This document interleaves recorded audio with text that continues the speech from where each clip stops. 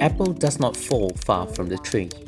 6 designers sharing one common ground, being raised by design. The second generation of designers. Reliving the mastery brought forward from their parents and siblings. The pressure, the determination, the endurance. Is it by will that made them stay in the design scene, or do they want to forge their own paths differently? Continuing a legacy, that's a big responsibility to take, especially if it's of a loved one. And I was hooked on performing well because I wanted to make them proud. So over the years, I learned to balance between staying true to myself, fulfilling my passion, without forgetting my background. I feel like our past makes us who we are. Our roots is a part of us, but it does not define who we are. We can pave our own way. My mother would always share her impressions of spaces and buildings, and therefore I was influenced both directly and indirectly in how I experience my surroundings. That made me somehow a little bit more sensitive towards my surroundings.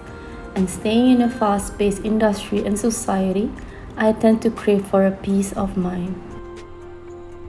That was when I sometimes thought of immersing myself into a serene atmosphere where I can calm myself down amidst this hectic lifestyle.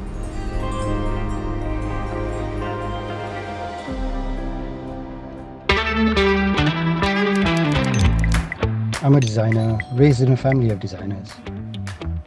To sometimes follow the flow without adding too much pressure, while at the same time finding inspiration from our surroundings and figuring out our purpose in life. I wish to reignite passion and enthusiasm in what I do by having more conversations and exchanges, by stepping out of my comfort zone and trying things that I haven't tried before. Who knows, I might even stumble across something that will drive me into making something innovative, a passion that will build me into a better person. Having been brought up in this field, it made me realize that the first impression is always the hardest to achieve. It is a constant feeling of uneasiness when you have a parent overlooking it. The second impression, however, needs no more than the slightest positive interaction between each other. I realize I can influence the design scene in so many ways as long as I'm walking a path where I can still stay in the scene, spreading positivity and promoting awareness. Following in the footsteps of my parents doesn't necessarily mean I have to do everything exactly as they did, right?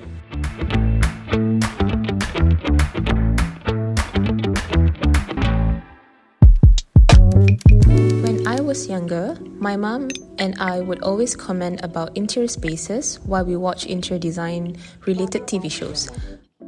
Having experienced organic and colourful design since young taught me to appreciate both the practical and the abstract elements in architecture, as well as the little things in life. The green have always provided a calm and peaceful space for me to immerse in my own thoughts, reminding me to always be appreciative towards my surroundings. These little things also made me eager to share how I feel about design to the young ones so that they can also experience the world of design in various ways of their own.